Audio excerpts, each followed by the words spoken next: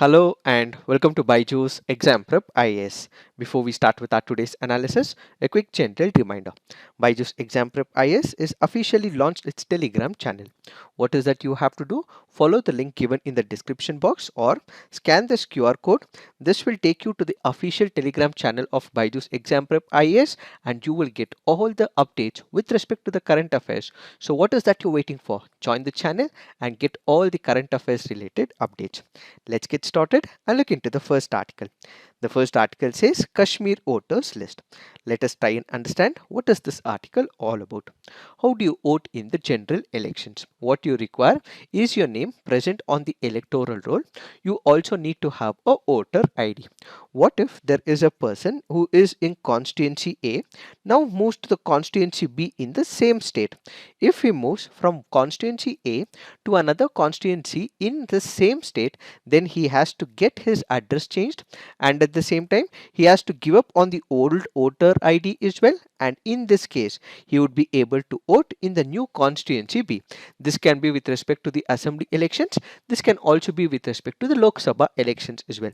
Now what if a person is present in the state of Andhra Pradesh moves to Uttar Pradesh? Even in this case as well, this person who is in the state of Andhra Pradesh, he would be able to vote in the state of Andhra Pradesh. Now if he shifts to Uttar Pradesh, he would still be able to vote in Uttar Pradesh elections only when he gives up his membership of the constituency in the state of Andhra Pradesh. So only when he gives up his voting right in the state of Andhra Pradesh, he would be able to vote in the state of Uttar Pradesh. This is how it works in general concern. So all eligible voters must possess a valid voter ID to cast their vote, and in case they move to a different state, they must apply for a change of address for the new voter ID.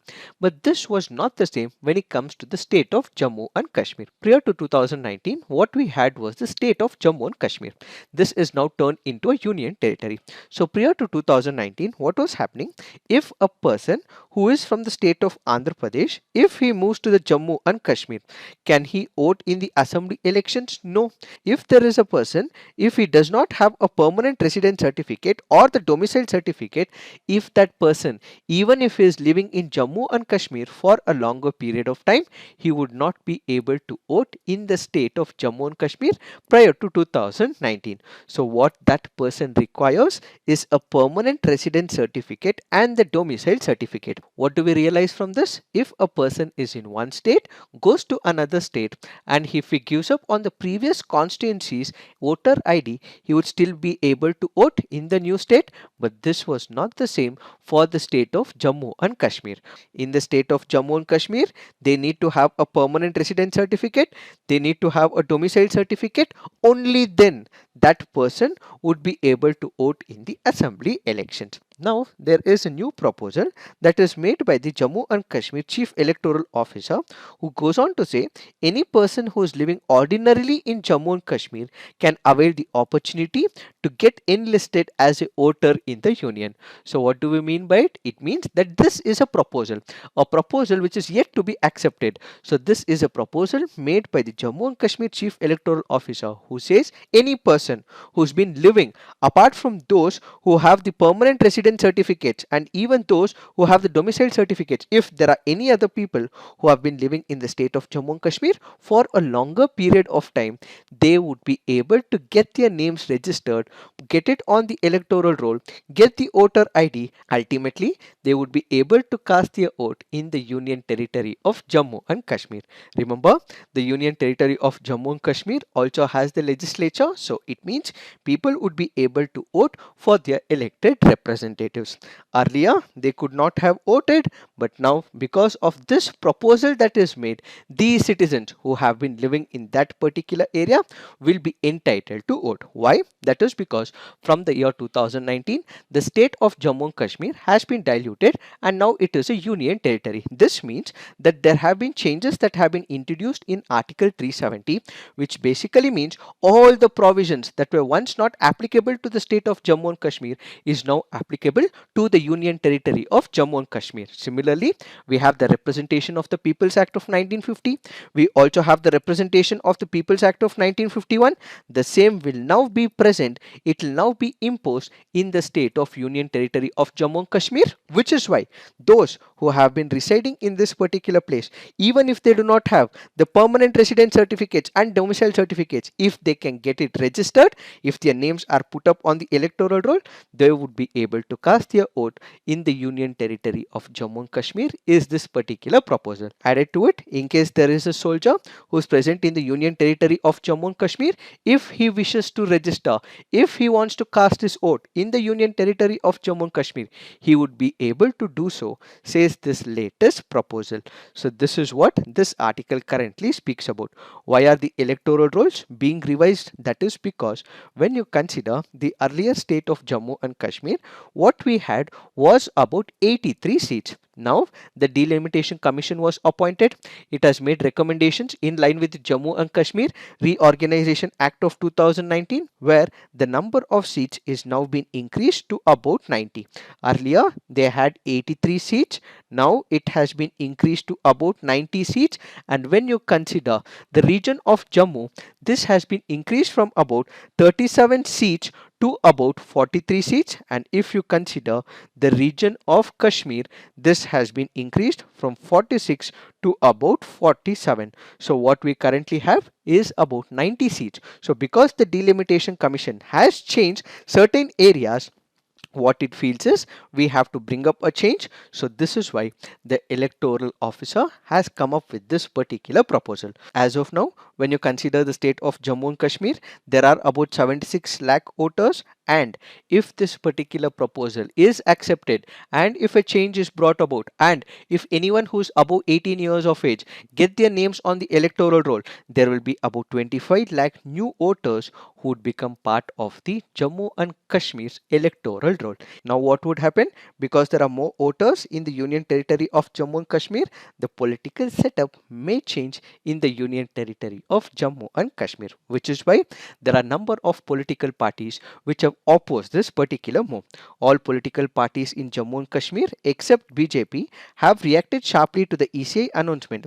Jammu and Kashmir's main regional parties like National Conference, People's Democratic Party and the People's Conference have expressed concerns that the move will open floodgates and turn locals into the electoral minority. Further, People's Conference Chairman Sajid Doan compared the move with the 1987 rigged elections in Jammu and Kashmir, which resulted in mass militancy in Kashmir in the 1990s. What do we understand from this article? Prior to 2019, we had the state of Jammu and Kashmir. Only those who had the permanent resident certificates and domicile certificates, they were entitled to vote in the assembly elections, and any person who's been ordinarily living in the state of Jammu and Kashmir could not have voted. Now what is the change that is being proposed? That any person who's been living in the now Union Territory of Jammu and Kashmir would be entitled to vote if they have their names registered in the electoral roll. We will wait and watch whether this particular proposal will be implemented or not. It is this that we have to understand with respect to this article. Now let's look into the next article. This article says, what is India's policy on the Rohingyas? This article here is speaking about the Rohingya issue. We did discuss about this issue in our day before yesterday's CNA as well. What was not covered will be our focus for today's discussion. Who are these Rohingyas? Rohingyas are a Muslim ethnic group who have lived for centuries in the country of Myanmar. Despite living in Myanmar for a long period of time, their rights were not given to them. Let's say, for example, from the year 1982, despite living there for a longer period of time, citizenship has been denied to people who have been living in the Myanmar.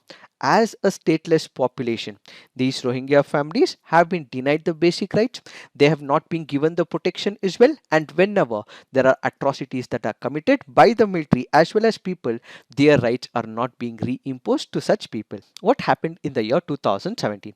The Rohingya faced violence, discrimination and persecution in the state of Myanmar back in the year 2017. As a result, because the military was involved in it, because people were involved in it, as a result, large scale violence were perpetuated on this section of the society. So the minute these people sense their lives could be in danger, they start moving to multiple other countries. So many people, lakhs of people started moving out, and one such example that we have is the satellite images that show the destroyed Rohingya village. So this part of the image clearly points out that their houses were destroyed, and at the same time some parts were also kept intact in the Rakhine state as well. So what they felt was large scale violence that was being perpetuated on these individuals. So they had to save lives, so they moved to other country. So which are the countries that they start moving? The Rohingya have suffered decades of violence, discrimination and persecution in Myanmar. Their largest exodus began in August 2017 after a massive wave of violence broke out in Myanmar's Rakhine state, forcing more than 7 lakh people, half of them children, to seek refuge in Bangladesh. Apart from Bangladesh, they also come to India as well. Some also go to countries like Saudi Arabia as well, but predominantly they were all present in Bangladesh. So they did come to India as well. But India is not signatory to the Refugee Convention of 1951, and India has accepted a few people, but India has its own share of concerns as well. What are these concerns? When you consider India, India has two important concerns with respect to the Rohingyas.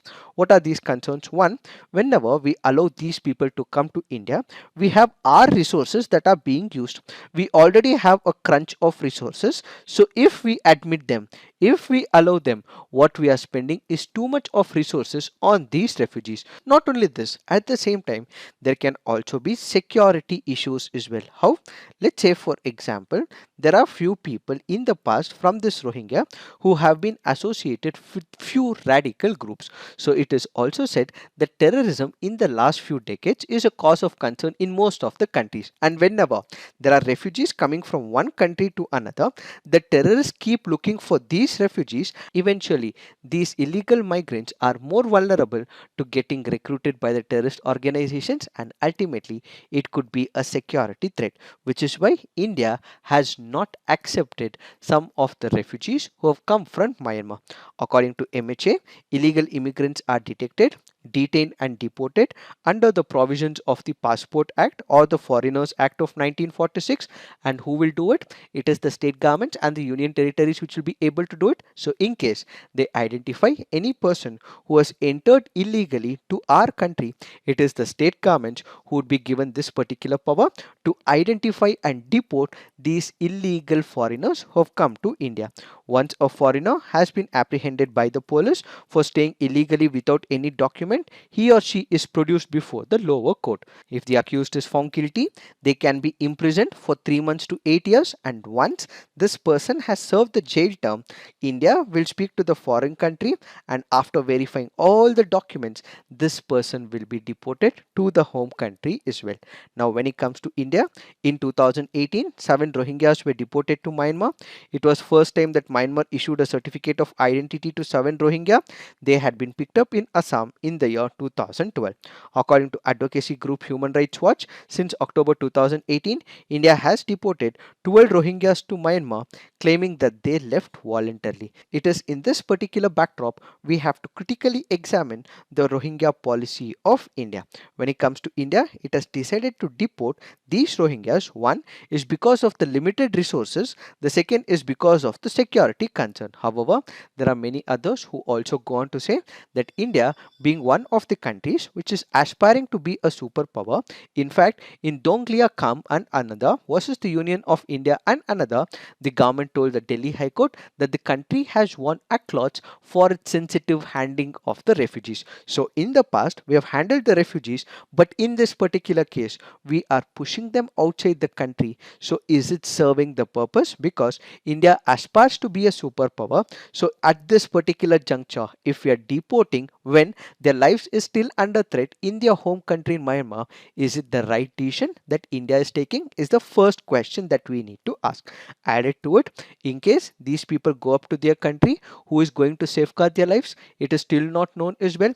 It is still not protected. They are still not protected in their home country. So this means their life could still come under threat. They may lose their family as well. So India will have to reconsider this deportation is another argument. So what we require is a fine balance between the protection of the country, keeping the limited resources in picture, keeping the security in picture, and at the same time we also have to safeguard the lives of these people so that they can go back to their country when everything settles peacefully. So what we require is a balance, is what is this article all about. But do note, we do have the Refugee Convention of the 1951, which India is not signatory to. We have explained in our last week's CNA. Kindly look into it. Now let's look into the next article. This article says warning label most effective in identifying harmful nutrients. The article here is speaking about different kinds of front of package labeling.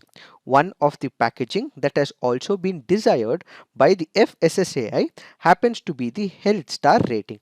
What is this health star rating? Basically, you would have a product of similar category. Let's say for example, you have Sunfeast biscuits, you have Britannia biscuits, or you have biscuits from any other company. Similarly, you also have products from different companies of the same sector. Let's say you have Lay's, you have Kurkure. These are all same products from different companies. So what exactly happens? Front of package labeling has what is called as the health star rating system, which assigns a product of rating of half to 5 stars. So if a product is good, it will be given a 5 star.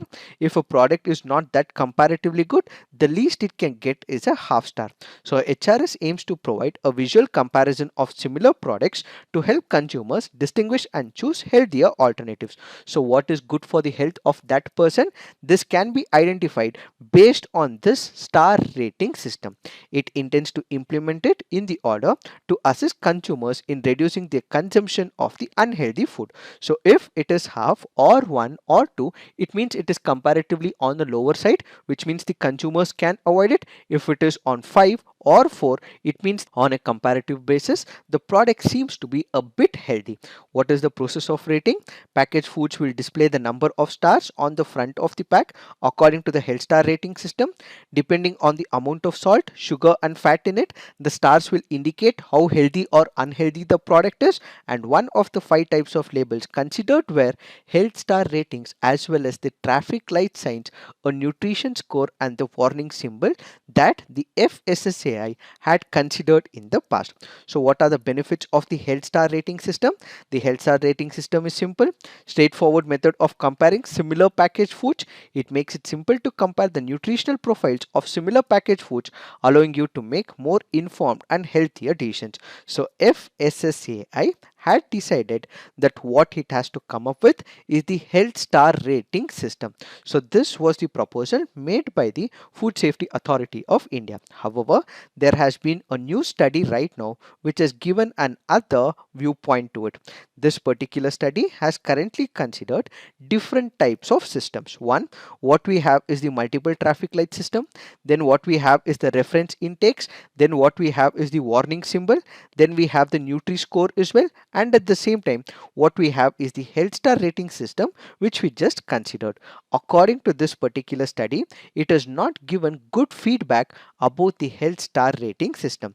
What has this study said? A random experiment was conducted with 2008 and 16 adults in 6 states. The eligibility criteria of participants were between ages of 18 to 60.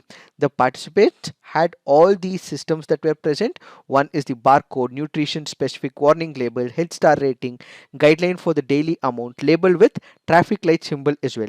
And it was observed that many participants can identify a nutrient of concern when presented with a packet containing the warning label, with about 60.8% recognizing harmful nutrients in contrast to only 55% recognizing it when presented with a GDA label, and 54.8% like the traffic signal labeling.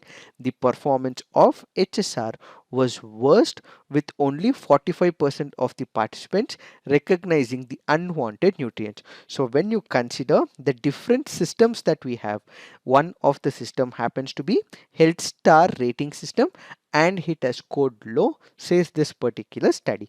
So what is the impact of the warning labels? The performance of the warning label was best for secondary results as well, which are concerned with the effectiveness of the perceived message, hence predictive of the behavioral change. It also outperformed results like identifying unhealthy products and making participants concerned about the health impact. It was also observed that warning was not the effective in statistically reducing the intentions of purchasing unhealthy packaged food. This is the impact because of this particular study. This article currently goes on to say that FSSAI is considering coming up with the health star rating system. However, alternatively, the study has proved that other alternatives have looked good. So, FSSAI may have to reconsider its decision. Is what is this article all about? Now let's look into the next article. This article says Himachal prone to natural disaster, says the study. Let us try and understand what is this article all about. When you consider the Himalayan state, there is large scale development that is taking place. Construction of the dams, construction of the infrastructural projects, construction of the hydropower projects. In all these cases, what we are bringing change is to the topography of that particular region. What we are also changing is the natural environment as well. In all these cases, when we are bringing changes, it is changing the topography and the ecology of this particular system. We are introducing anthropogenic factors as well. This ultimately means that it can create a disaster for the Himalayan states, especially to the Himachal Pradesh, as Himachal Pradesh experiences nature's fury in the form of landslips, cloudbursts, flash floods, avalanches, and droughts year after year. Natural hazards have become a matter of immediate concern, says this particular study. What has this study gone on to say? The rising pressure on the hills causes issues like land subsidence, landslips, and soil erosion. Around 58.36% of the mountainous region is dealing under excessive soil erosion. The fragile ecology of the hilly region of Himachal Pradesh, accompanied by huge variations in physioclimatic conditions, has rendered it further exposed to the vagaries of nature. Cloudbursts continue to happen in this particular place. So what is this cloudburst? Sudden intense rainfall in a short period of time is what is also creating havoc in Himachal Pradesh. Added to it, what we are seeing in the Himachal region is the overflowing glacier lakes formed due to the melting of the glaciers, and their numbers have been increasing in the last few years as well. Flash flooding commonly happens where more rivers are narrow and steep, and as a result, this is also creating a problem to the region of Himachal Pradesh. Moreover, snow avalanches and landslides cause an extensive impact on life and livelihood. The roads, the lifeline of the state, are blocked, washed away, or several damaged by these natural hazards, and Himachal Pradesh is vulnerable to about 25 out of 33 hazards identified in India. The total vulnerability of the state, based on the vulnerability matrix, has highlighted the following.